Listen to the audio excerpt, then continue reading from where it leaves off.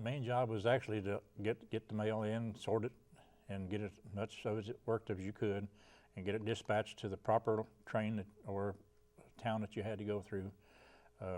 Do it all efficiently and everything else because of the scheme knowledge we had to have. It was pretty important that you knew what the letter was, and we didn't have zip codes in.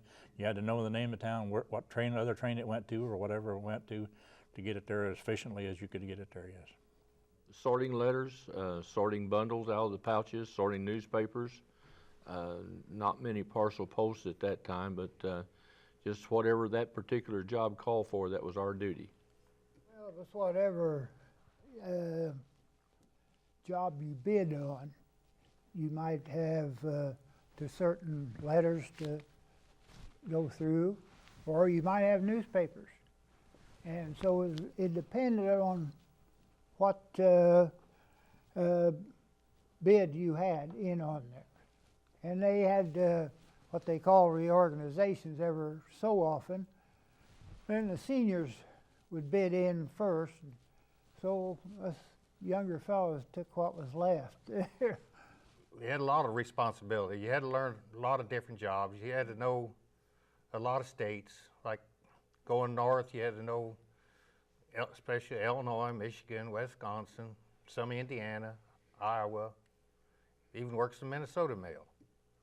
And now, after I made it regular, I worked Chicago City, because that was a hard exam to pass, and nobody wanted that job. Ended up being a good job, because you worked 6 days and it was off 8. So I lucked out.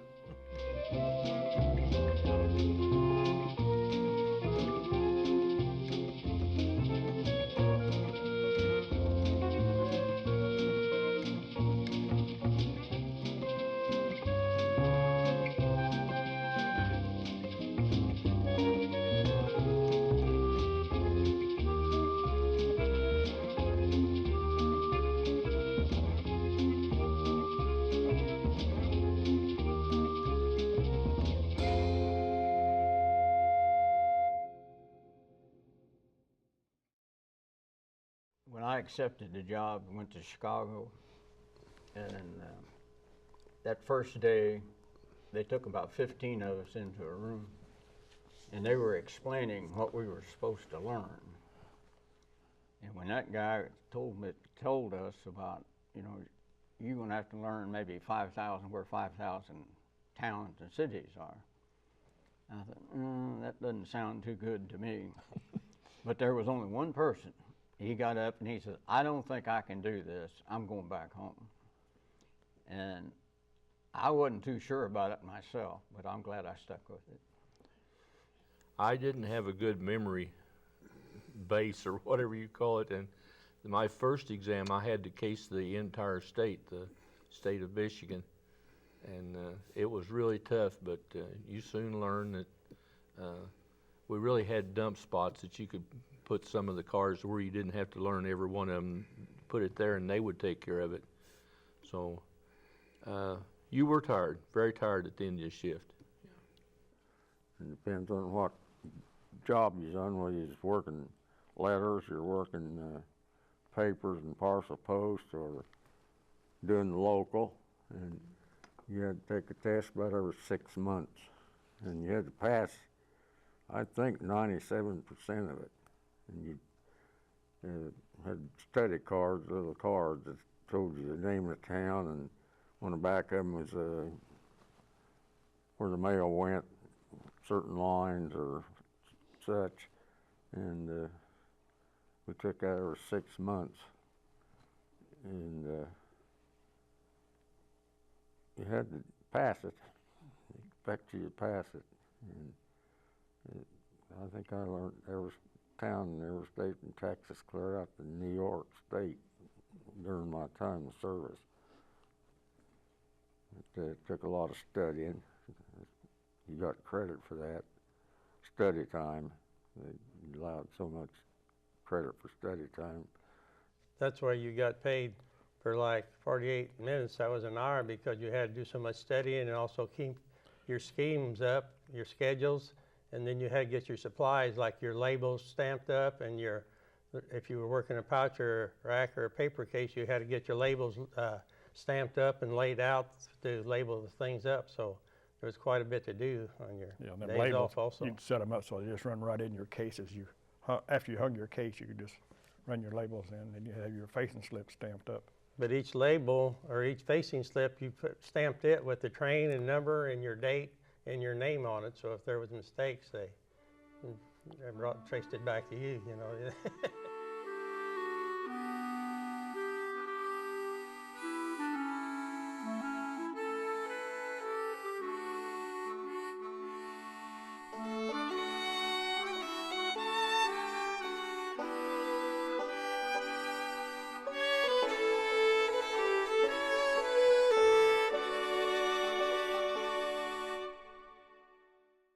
We got to Chicago on Thursday morning, and we were supposed to be in there at 4:30 on Wednesday morning. And a fella come out of the office down to meet the train, and he says, "Oh, you guys didn't do bad." He says, "You're only, let's see, 4 o'clock." We got in there about, I think it was around 9 o'clock. And he says, "You're only 5 hours late." "No, John, this is yesterday's train 8. Well, then we were due back to work already. Our train to leave Chicago then was at 10:30. Well, we just barely had time to go grab a bite to eat and have a sandwich made to come back, and we left Chicago at 10:30 that morning, and we didn't get out to Omaha until Friday afternoon. And boy, I'll tell you, being in that train car from that time, from Tuesday evening until Friday afternoon, well, I'll tell you, we were a bunch of clowns, I'll tell you. On the Gilman, it was a round trip to Chicago to St. Louis and back, and we went to work at 5:15 in the morning and finished up at 8:30 at night back in Chicago. So I was 15 hours and 15 minutes. So it was strenuous. You had to be young to put up with that. A lot of times the train was late. Of course, you're up at 'em. I think I can remember coming out of Cleveland to St. Louis and maybe be on the train 18 hours. And they'd be trouble someplace or waiting on something. So a lot of times you were on there for a long time. I can remember one time when I was subbing, I went from Chicago to Buffalo, New York, and me and a black gentleman dumped parcel post in the boxcar that had lights in it all the way to Buffalo. And we stopped to open the door. I mean, the train was still moving. We opened the door around Lake Cincinnati and opened the door, and he showed me the lake up there. And we got into Buffalo, and I said, "I think I'm going to get a bite to eat and go to bed." He said, "Well, you can get a bite to eat, but there's no need to go into bed." I said, "Well, I'm tired. This is 14 hours we had put in then." The train goes on down to New York City, and within an hour, we got to be back on it to go to Chicago. So there was no going to bed. It was just get a bite to eat and back to work. It's kind of hard on the wives because they're home with the kid. They have to doing everything, and we come home from the road. Then we had to sit down and we'd study and get things ready for a next run. And it just put a lot on them, and we couldn't, as we were going along like that, and the kids were in school, you missed out on all their programs and everything. But then at the same time, on the layoff, well, not the layoff, but your time off, you had 24 hours a day with your kids, and you spent more time with your kids, probably more so than most people did when they was working an 8-hour job and coming home. And so, it had a lot of benefits like that. To me, it wasn't real hard work, but you got tired because you worked quite a few hours. But boy, when you seen them big city buildings there in Chicago, you felt a lot better.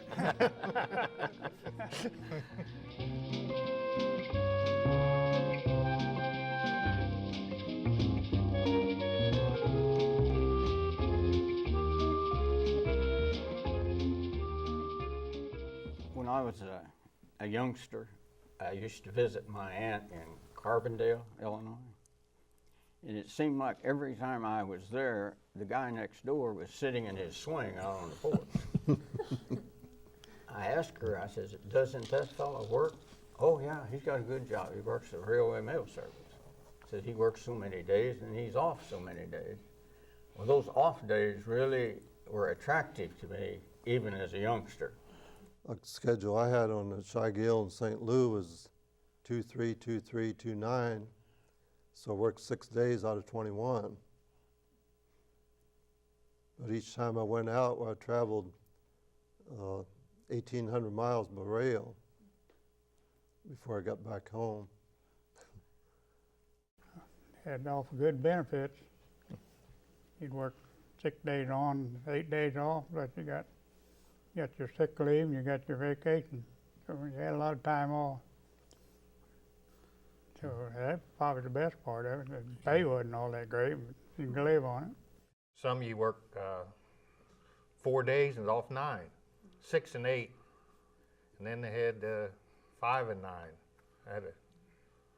So you had a good layoff in between, but you did have to study on your days off and get all your paperwork and everything, all your labels and everything done at home. If you was a register clerk, you had to get all that correspondence done, make sure somebody signed for every register you had.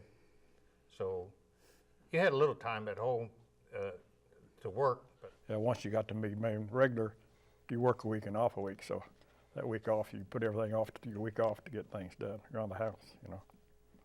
Or if you, like I was on the highway post office and I couldn't get a sub, I could trade with a guy run opposite me, then I'd cover him one of his next runs, which we worked together. A fella asked me one time, he said, what do you do with all those days off? I says, I have a wife and I have a home, and that pretty well takes care of my days off.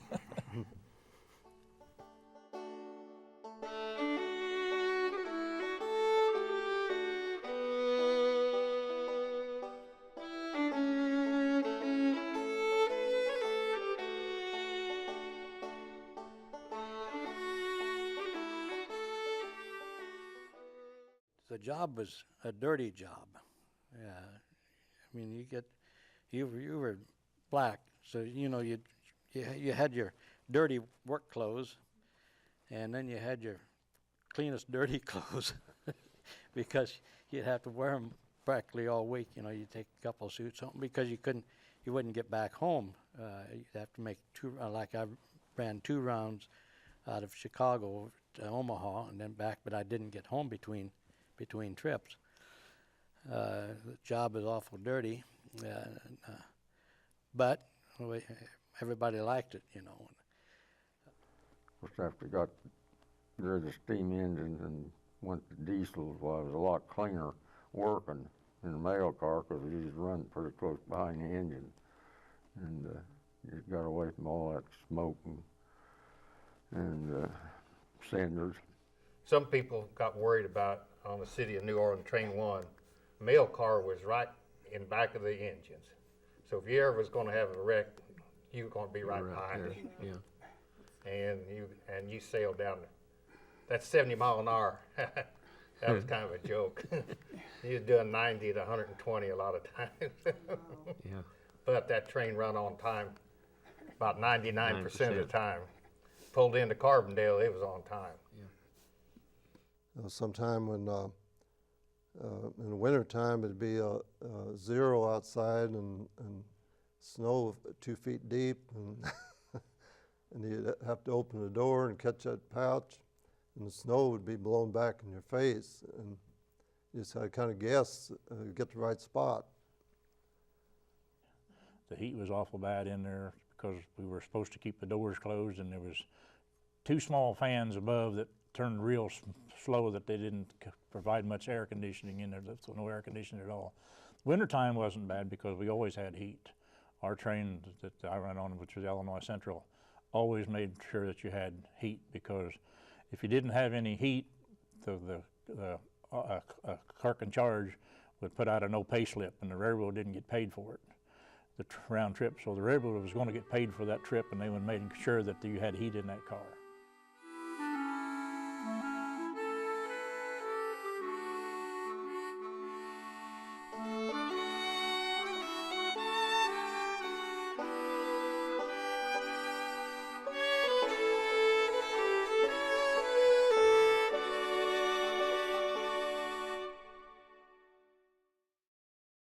We were always in the mail car. We never saw anything that went up in the engine, but you knew something happened every time because they pulled the train down into emergency and you'd start dancing across the floor.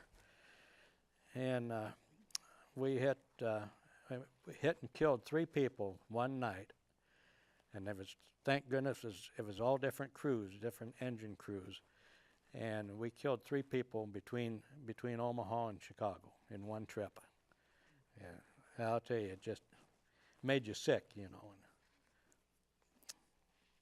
I was afraid one time when the train went off the track. It was I don't remember, it was Piatone or Mantino. Do you remember that? I wasn't on then. That's You when weren't on. that's when the school kid was on it, wasn't it? School Yeah. kids were on, and everything went off the track except the engine and the mail car and the baggage car. And all the passenger cars, had like 250, 300 kids on there, and all those coaches went off the track, but they stayed connected together, and they didn't turn over. They were just leaning like that, and they made a big trench along there alongside the track, and I don't think anyone was hurt because they never did hear anything about it, but they had to bring buses out to load those kids on and bring them into Chicago on buses. Because those cars, they had just unhooked from them and left them sit there for a couple of days until they got them back on and fixed the track. I think the only kids that got hurt was the ones that busted windows and crawling out the broken glass. I was making a trip from Chicago to St. Louis one time as a sub, and we were going along, and usually they put the mail car right behind the engines, but on this, and somebody was on the back, and we were going through the country on it, started slowing down. Everybody, well, what's going on? Well, look, here we were out in the middle of nowhere. We came unhooked, and the train went on. We were sitting out there in the middle of nowhere, you know. They were next town before they realized we weren't even on there, so they had to come back and pick us up. Did you guys just sit and wait for Well, them? we worked, you know, we had work to do, so, you know, it wasn't nothing bad. It just kind of strange, just be sitting out there in the middle of nowhere, you know, hoping another train didn't come along, and if they did, they saw us, you know. I guess one of my scariest moments is working from Carbondale to Chicago. And the train from Birmingham came into Carbondale, and they had the police out surrounding things, and they were transferring a very high-value registered mail to our car. And I had the misfortune to be in the register clerk. So he says, when you get to Chicago, they will meet you at the train and escort you to the post office. Well, when we got to Chicago, there wasn't anyone there except the guy going to take the mail off the train. So I got in the mail truck and took this to the Chicago post office. And I told him, I said, I thought I was supposed to get an escort from the station to the depot, to the post office. Oh, he said, we trust you. And in Carbondale, I was surrounded by police. But in Chicago, you're on your own. A friend of mine was making a catch and catching a pouch up in Ohio, I think, one night, and he caught a. Back then, they had the steam engines that had water towers where they stopped and filled up steam engines with water. We went to the town that night, and he raised the catch arm, caught the cable on that water tower, and it flipped right back in the mail car and killed him.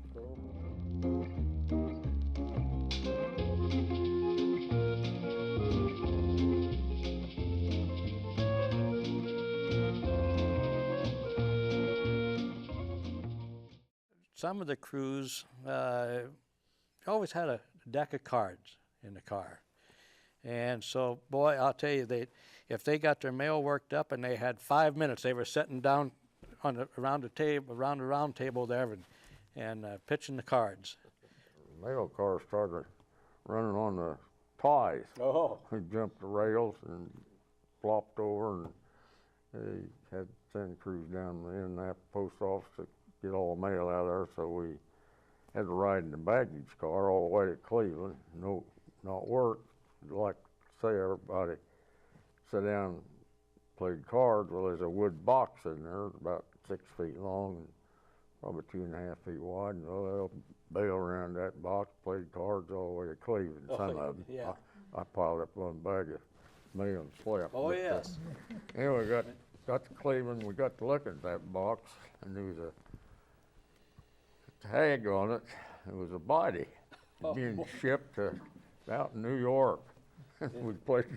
They played Penny Annie on that corpse all the way to Cleveland. On the chicken Evans, we used to pull off on the side on a passenger train, let the freight train go by.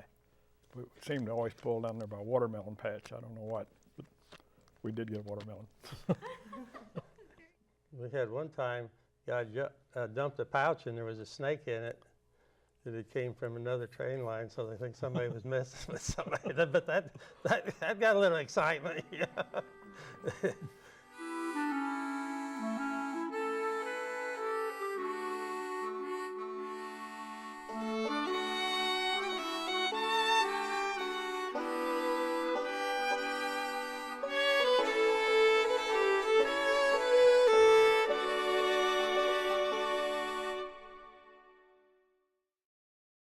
It was one of those deals that if somebody needed some help, everybody would pitch in and help.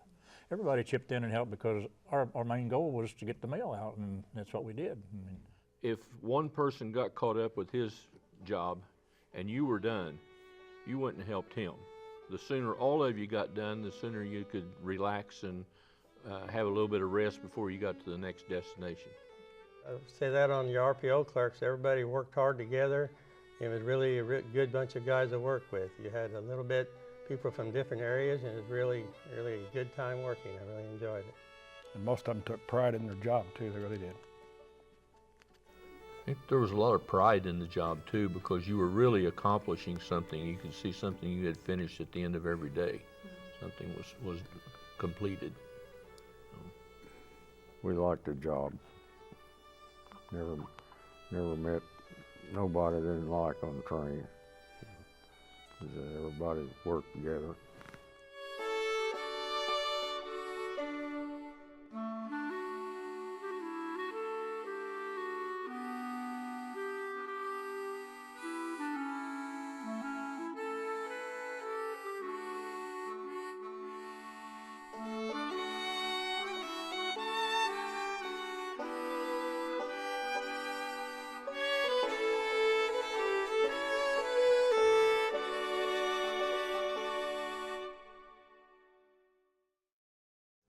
When we went to the post office, that's the eliminated job, but they called us lantern swingers in the post office. Yeah. That's the nickname we got. Yeah. That wasn't a road Well, name, but that was one of the nicknames we got. yeah. We weren't well liked whenever we took off of the trains and went into the post offices because we carried our seniority with us, and most of us went around a lot of the people that had been there for just a short time, so we had other names also. It was a good job, real good job. And I would not have retired at 55 if the mail trains would have been on, I'll tell you that.